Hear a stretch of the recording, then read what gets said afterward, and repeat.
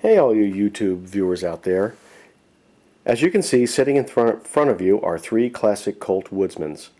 And I should point out that I'm relatively new to YouTube, but I'm not new to pistol shooting. I've been a competitive target shooter since the late 70s and early 80s.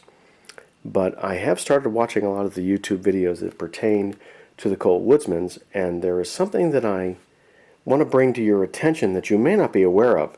I'm sure many of you out there are starting to get a hold of these early guns, which you may be handed down from your father or your grandfather, and you're probably not getting any paperwork with them. So I thought I'd take a little bit of time and explain a few things to you that you may not be aware of. Let's start down here with this first one. This is the first series Colt Woodsman, and it was made around 1935. At least that's what the guy told me when I bought it from him.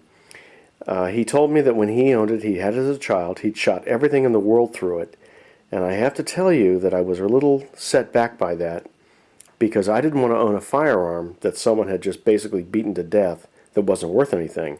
But I took it apart and I looked at it, and the barrel was in perfect condition, and the slide looked good, and all the parts were in pretty good shape. So I went ahead and bought it, and I'm not sorry. It's a fabulous firearm to shoot.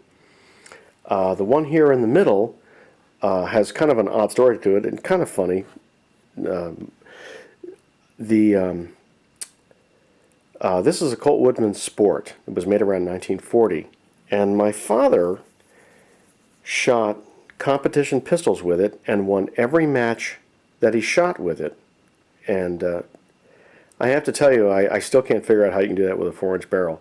But the funny thing is that Dad was supposed to have been Omar Bradley's aide, and the Army found out that he was fluent in several languages, so they shipped him to Puerto Rico to train troops. And probably not something we would ever re-mention to him.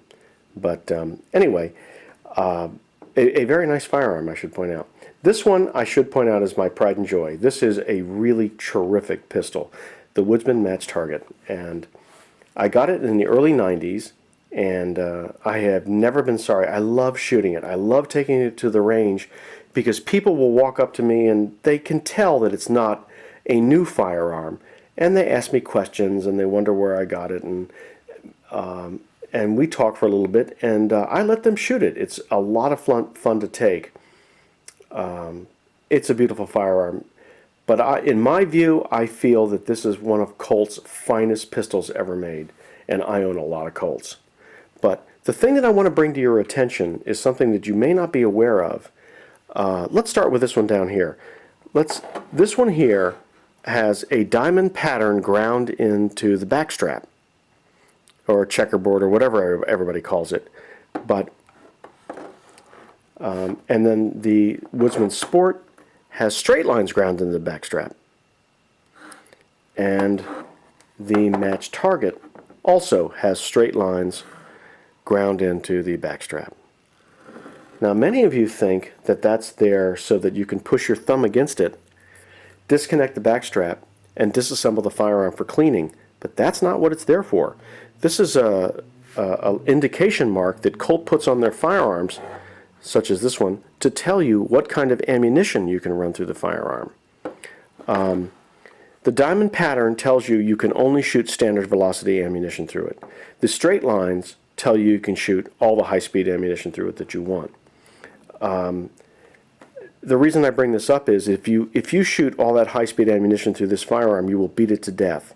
What happens is the spring was never designed to take such abuse, and when you fire it, it slams the slide all the way back, and then it slams the slide forward, and you end up with this mushrooming. But the other aspect is that it just beats the firearm, and ultimately the firearm will fail. So in this case, you can only shoot standard velocity through this gun. Now, I will also tell you that I was trained on standard velocity ammunition, so I've never shot any high speed through either one of these.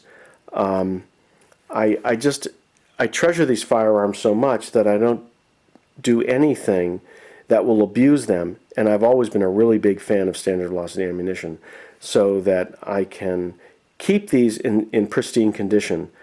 So the point that I want to point out is that if you're shooting an old Woodsman In this particular one, standard velocity through this one. You can shoot high speed if you choose through these two if you have straight lines. Diamond pattern, standard velocity. I hope you take this video as seriously as I do, and thanks for watching.